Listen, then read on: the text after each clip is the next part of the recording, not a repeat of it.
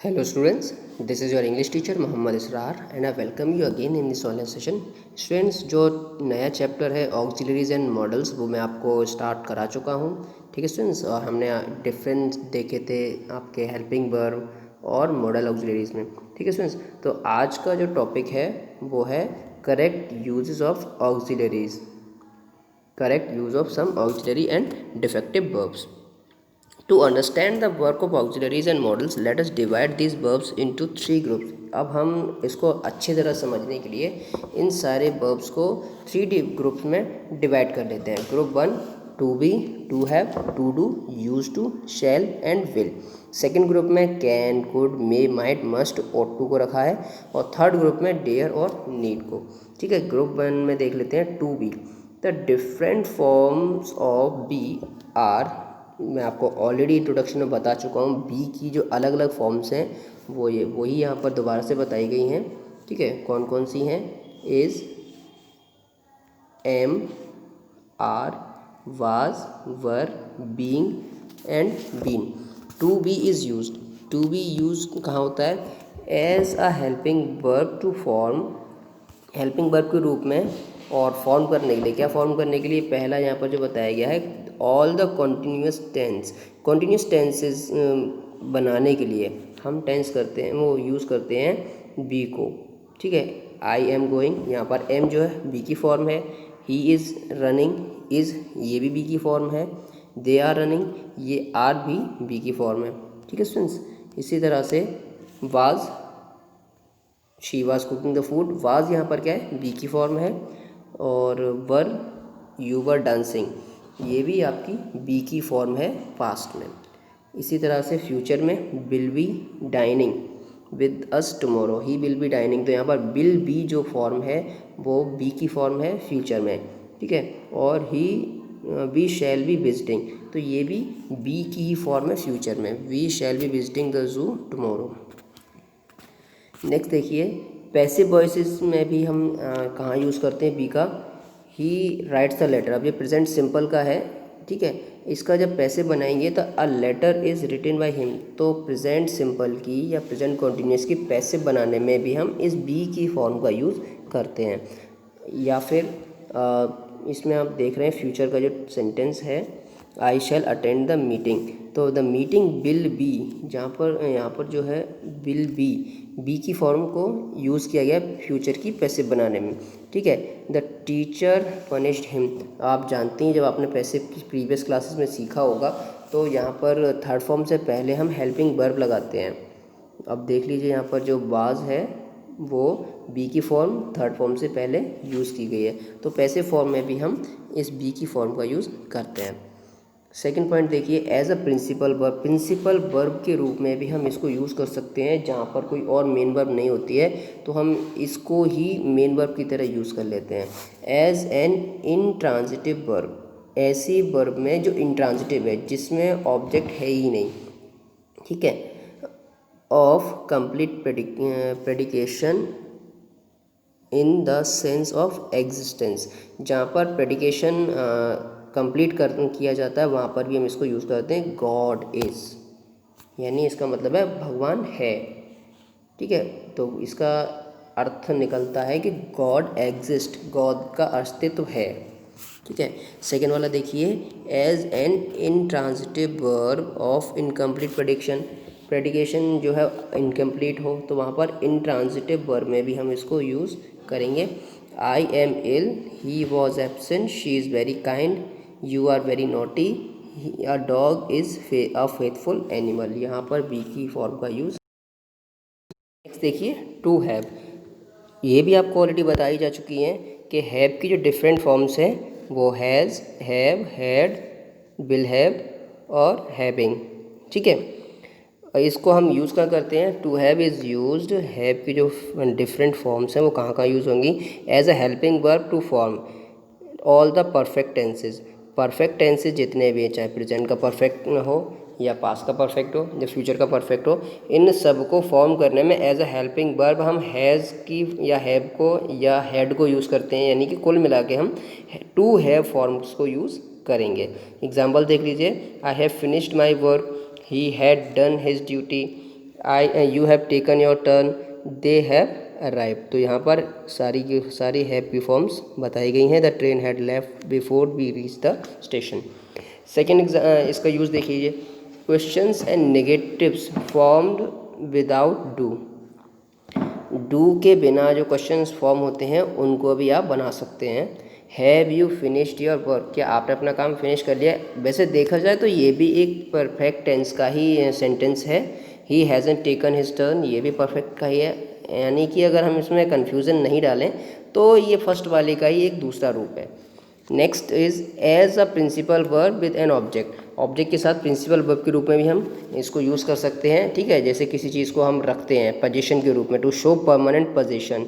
I have 2 legs, मेरी 2 टांगें हैं। तो यहाँ पर हैव को प्राइमरी वर्ब के रूप में यूज़ किया गया है।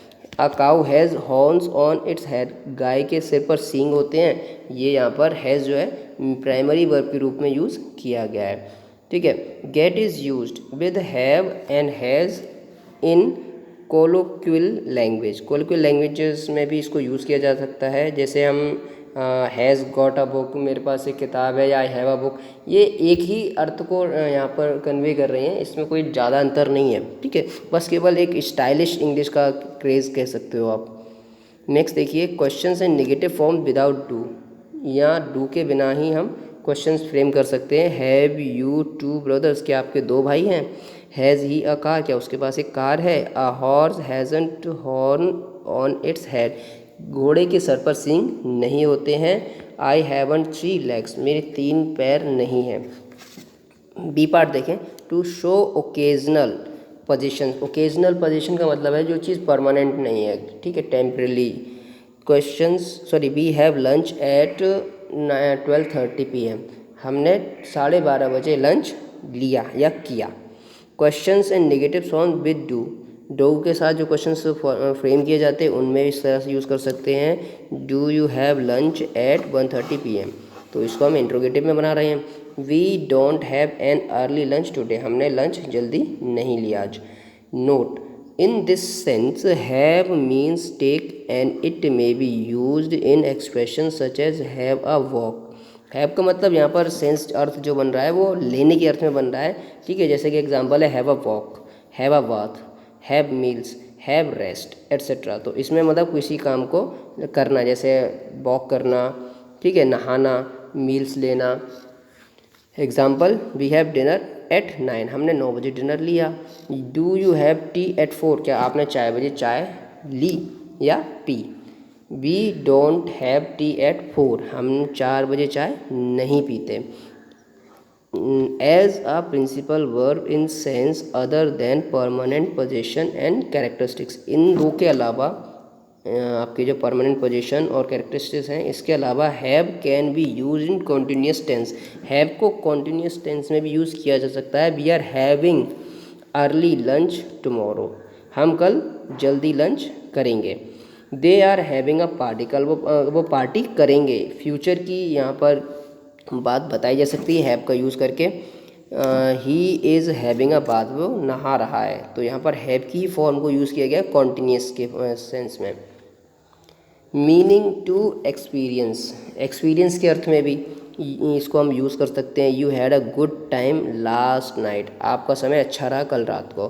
ठीक है, questions and negatives form with do.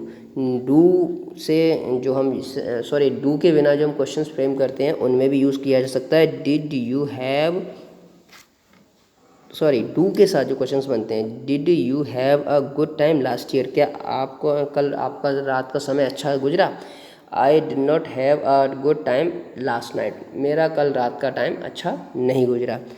As a casual causal auxiliary, causal auxiliary में भी इसको यूज़ किया जा सकता है। In the sense of getting something done by somebody else, किसी के और के द्वारा काम कराए जाने के अर्थ में भी इसको यूज़ किया जाता है। We have our shoes polished every day, ठीक है, हम अपने जूते रोज़ पॉलिश करवाते हैं। अब यहाँ पर ब्रैकेट में बताया गया बाय अ शू शाइन बॉय, जो पॉलिश करने वाला लड़का है उसके द्वारा हम अपने जूते पॉलिश करवा रहे हैं।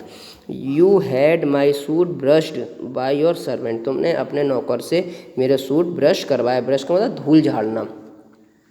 Questions and negatives are formed with do. Questions और नेगेटिव डू के साथ फॉर्म किए जाते हैं। Do you have your shoes polished every day. क्या आप अपने जूते रोज़ पॉलिश करवाते हैं? ठीक है। You don't have your shoes polished every day. तुम अपने जूते रोज़ पॉलिश नहीं करवाते हो। Did you have your suit brushed. क्या आपने अपने सूट को ब्रश करवाया या धूल झड़वाने से अर्थ मैंने आपको ऑलरेडी बताया हुआ है। आगे देखिए, it may be used with will shall also. आप इसको विल और शैल के साथ भी यूज़ कर सकते हैं। I will have my hair cut tomorrow. मैं कल अपने बाल कटवाऊँगा, यानी खुद नहीं करके दूसरों से काम कराने के अर्थ में हम यूज़ कर रहे हैं इसका। Will you have your hair cut tomorrow. क्या तुम अपने बाल कल कटवाओगे। आई वॉन्ट या विल नॉट की शॉर्ट फॉर्म वॉन्ट होती है। ठीक है, याद रखिएगा इसको। Have my hair cut tomorrow, मैं कल अपने बाल नहीं कटवाऊँगा। आगे देख लीजिए, हैव टू या हैज़ टू, इसका use. Have to is used, have to या हैज़ टू को हम क्या करेंगे, यूज़ करेंगे टू शो नेसेसिटी और कंपल्शन, किसी चीज़ की ज़रूरत या किसी चीज़ की अनिवार्यता के लिए। फ्रॉम विदाउट, विदाउट यानी जिस चीज़ की हमें आवश्यकता वो चीज़ हमारे पास नहीं है ना, तो उसकी नेसेसिटी को शो करने के लिए। I have to be in school at 9, मुझे 10 बजे स्कूल पहुंचना है।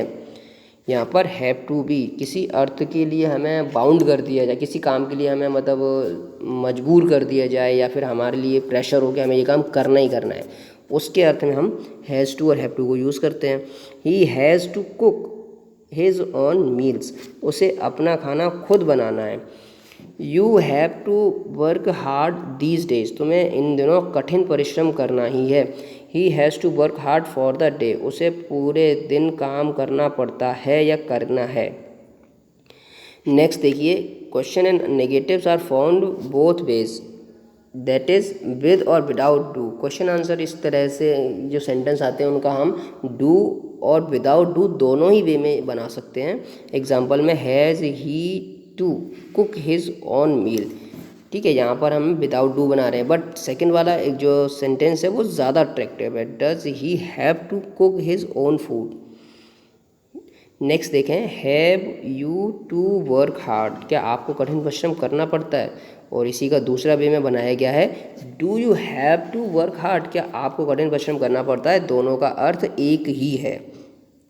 आगे देखें, negatives, he hasn't to cook his own meals और he doesn't have to cook his own meals। तो दोनों का अर्थ एक ही आपको ऑलरेडी बता ही चुके हैं, चाहे हम hasn't to इस तरह से बनाएं या does not have के साथ बनाएं। नेक्स्ट देखें, you haven't to work hard, तुम्हें कठिन परिश्रम करने की आवश्यकता नहीं है। सेकंड वाला इसका एग्जाम्पल क्या है, you don't have to work hard, दोनों का अर्थ एक ही है, आपको कठिन परिश्रम करने की आवश्यकता नहीं है। Second one is better. Note, have to has to expresses necessity obligation forced by external forces और सर्कमस्टेंसेस। जो हैज़ टू हैव टू है उसका यूज़ हम करते हैं नेसेसिटी के यानी आवश्यकता के अर्थ में। ठीक है, जो हम किसी सर्कमटेंसेस या एक्सटर्नल फोर्सेस से मजबूर होकर कर रहे हैं। ठीक है, हमें ज़ोर देकर कोई काम करवाया गया हो या करना पड़ता है। Need is also use to express necessity और ऑब्लिगेशंस। नीड का यूज़ भी हम उसी तरह से करते हैं। फेल्ड फ्रॉम विद इन और एक्सप्रेस्ड बाय स्पीकर्स अथॉरिटी, ये तो हमारी खुद की अथॉरिटी के ऊपर होता है। Need not means no necessity obligation, और जब नीड नॉट का यूज़ होगा तो इसका मतलब है कि वहाँ पर आवश्यकता नहीं है और वहाँ पर उस चीज़ पर जोर नहीं दिया गया है। Need I bring a raincoat, क्या मुझे रेनकोट लाने की आवश्यकता है। You need not do all the question, आपको सारे क्वेश्चंस करने की आवश्यकता नहीं है। ठीक है, थर्ड देखिए, must expresses very strong obligation. Must जो है किसी चीज़ पे बहुत ज़्यादा जोर दे के कोई बात कही जाती है, वहाँ पे यूज़ करते हैं। We must obey the laws of our country, हमें अपने देश के कानून मानने ही चाहिए, उनका पालन करना ही चाहिए। इसी तरह से हैड टू पास्ट की फॉर्म में यूज़ होता है, वही सारा यूज़ रहेगा जैसे हैज़ टू और हैव टू को किया था हमने। ठीक है, had to used to is used to express necessity और obligation in the past. The villagers had to use kerosene lamps 10 years ago. गाँव वालों को 10 साल पहले कैरोसिन लैम्प्स यूज़ करनी पड़ती थी। As a child I had to go to school on foot. जब मैं बच्चा था तो मुझे स्कूल पैदल जाना पड़ता था।